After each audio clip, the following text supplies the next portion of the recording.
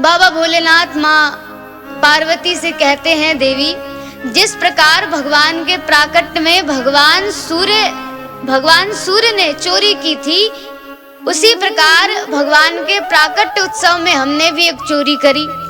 माता पार्वती ने कहा, प्रभु अरे प्रभु, आप तो देवों के देव महादेव हैं, भला देवों के देव महादेव को चोरी करने की क्या आवश्यकता हो गई।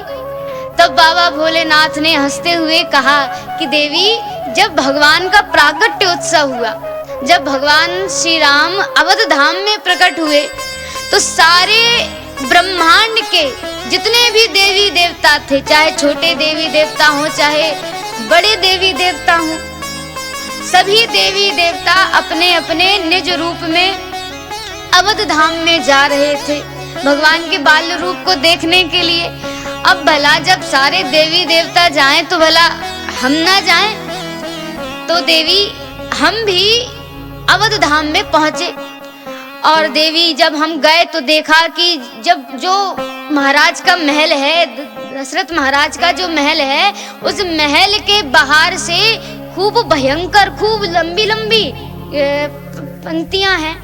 तो जो लाइन थी उसी लाइन में जाकर के हम भी खड़े हो गए। अब देवी जब हम जाकर के लाइन में खड़े हो गए तो अवध धाम में एक हमारे भक्त हैं, नाम है कागभुसुंडी जी।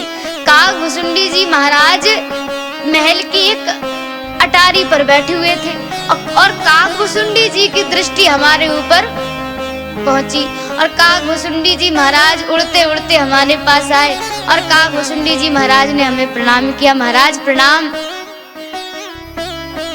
कागभुसुंडी जी महाराज ने पूछा, अरे प्रभु, आप देवों के देव महादेव आज अवध धाम में कैसे आए प्रभु?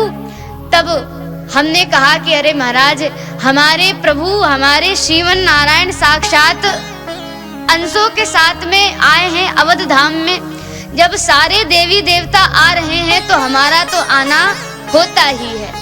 तो हे कागभुसुंडी जी महाराज, जिस प्रकार आप यहाँ पर आए हैं, उसी प्रकार हम भी अपने ठाकुर जी से मिलने के लिए इस अवध धाम में आए हैं। तब कागभुसुंडी जी महाराज ने कहा, प्रभु भीड़ देखिए, कितनी भयंकर भीड़ है अवध धाम में।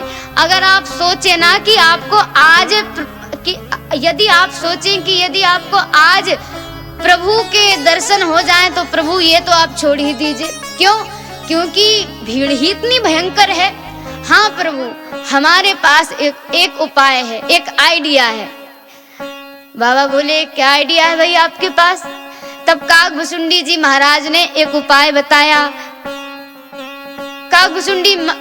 कागभुसुंडी जी महाराज बोले कि हे प्रभु, हमारे पास यह उपाय है कि आप हो जाइए ज्योतिषाचार्य और हम हो जाएं आपके चेला। अब कागभुसुंडी जी महाराज का विचार भगवान भोलेनाथ ने सुना, और भगवान भोलेनाथ उसी क्षण ज्योतिषाचार्य के रूप में प्रकट हो गए। बोलिए श्री भक्त वत्सल भगवान की। तो भगवान भोलेनाथ हो गए ज्योतिषाचार्य, और कागभुसुंडी जी महाराज हो गए उनके शिष्य, उनके चेला। अब दोनों ही गुरु और चेला बैठ गए। अब जो अवधवासी थे, जो अयोध्यावासी थे, जो वहां से आते जाते सो उनका हाथ देखते और उनके भविष्य के बारे में बताते। अब ऐसे धीरे धीरे पूरे अवध में सूचना हो गई, इस पूरे अवध में सूचना फैल गई कि काशी से कोई बहुत विद्वान ज्योतिषाचार्य आए हैं, और ऐसे ज्योतिषाचार्य हैं भूतो न भविष्यति, इतने विद्यमान हैं कि आपके जीवन में पहले क्या हो चुका है और आगे क्या क्या होगा, सब बस हाथ की रेखा देख करके सारी बातें बता देते हैं। और यह बात धीरे धीरे महल की जो दासियां थी, जो कौशल्या माता की जो सेविकाएं थी, उन तक यह बात पहुंची। तो कौशल्या माता की जो दासियां थी, वो दासी कौशल्या माता के पास पहुंची और कौशल्या माता से बोली, महारानी हमें अभी भी सूचना मिली है कि हमारे अवध में एक काशी के बहुत विद्वान ज्योतिषाचार्य आए हैं और महारानी ऐसे विद्वान ज्योतिषाचार्य हैं कि महारानी क्या कहें, भूतो न भविष्यति। इतने विद्वान ज्योतिषाचार्य हैं कि मात्र हाथों की रेखा को देख करके हमारे भूतकाल भविष्यकाल सारी बातें बता देते हैं। अब महारानी यदि आपकी आज्ञा हो तो क्या हम उन ज्योतिषाचार्य को लेकर के आए? सो वो ज्योतिषाचार्य हमारे चारों राजकुमारों के भविष्य के बारे में बता देंगे कि आगे जाकर के हमारे चारों राजकुमार कैसे होंगे, कैसे विद्वान होंगे। यदि आपकी आज्ञा हो तो हम लेकर के आते हैं उनको। कौशल्या माता ने आज्ञा प्रदान करी, सेविकाएं बाहर जाती हैं और भगवान भोलेनाथ को अंदर लेकर के आई। सो भगवान भोलेनाथ के पीछे पीछे कागभुसुंडी जी महाराज भी आ गए। तो जो कौशल्या माता का भवन था, जो महल था कौशल्या माता का, उस भवन के बाहर माता की सेविकाएं खड़ी हुई थी।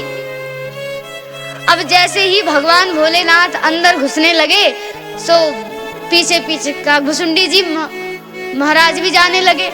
अब भगवान भोलेनाथ तो घुस गए अंदर, लेकिन जैसे कागभुसुंडी जी महाराज जाने को आतुर हुए सो ही सेविकाओं ने उनको रोक दिया, महाराज आपको कौन है?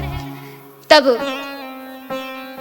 कागभुसुंडी जी महाराज ने कहा कि देवी हम अपने गुरु जी के चेला हैं, हम इन ज्योतिषाचार्य के चेला हैं, जहाँ जहाँ ये जाते हैं हम भी इनके साथ साथ जाते हैं, तो आप हमें भी इनके साथ जाने दीजिए। सेविकाओं ने कहा, महाराज देखो हमारी महारानी ने सिर्फ इनकी आज्ञा दी है। अब भगवान भोलेनाथ हंस गए और भगवान भोलेनाथ ने कहा, चलो कोई बात नहीं, जोई राम सोई राम, कम से कम हमें तो जाने की आज्ञा प्राप्त हुई। और ये सोच करके भगवान भोलेनाथ अंदर को जाने लगे। सो ही बाहर खड़े हुए कागभुसुंडी जी महाराज ने भगवान भोलेनाथ का हाथ पकड़ लिया, महाराज अकेले अकेले कहाँ पर जा रहे हैं आप? अरे महाराज विचार तो हमारा था, उपाय तो आपको हमने दिया था, और जब जाने की बात हुई तो प्रभु आप अकेले अकेले जा रहे हैं। देखिए प्रभु बोले देते हैं, अगर आप अकेले अंदर गए तो हम आपकी सारी पोल पट्टी सारा भेद खोल देंगे महारानी के सामने जाकर के कि आप साक्षात देवों के देव महादेव हैं और आप एक साधारण से ज्योतिषाचार्य के रूप में यहाँ पर आए हैं, लेकिन आप तो साक्षात भोलेनाथ हैं। अब भगवान भोलेनाथ ने विचार किया, लो भाई, ना तो ये खुद जाएगा अंदर और ना ही तो ये हमें ही जाने देगा, तो अब हमें ही कोई उपाय खोजना पड़ेगा कि जिससे हमें भी दर्शन प्राप्त हो जाए प्रभु के। सो अब भक्तों, बाबा भोलेनाथ ने माता कौशल्या की जो सेविकाएं थी उनसे कहा कि देवियों ऐसा है कि हम तो हो गए देखो वृद्ध, तो हमारे शरीर के साथ साथ हमारी नेत्र भी बूढ़ी हो चुकी है। अब देखो जो छोटी छोटी जो रेखाएं होती हैं वो छोटी छोटी रेखा देखने का काम ये करता है और उनका जो भविष्य है, उनका जो फल है वो बताने का कार्य हमारा होता है। तो हमारे साथ साथ इनका भी जाना आवश्यक है। तो इस प्रकार बाबा भोलेनाथ और कागभुसुंडी जी महाराज पहुंचे हैं भवन में। और भक्तों, जैसे ही बाबा भोलेनाथ ने पालने में लेटे हुए भगवान के वात्सल्य रूप को देखा, अर्थात बालक रूप को देखा, सो ही बाबा भोलेनाथ आनंद से झूम उठे। बोलिए श्री भक्त वत्सल भगवान की।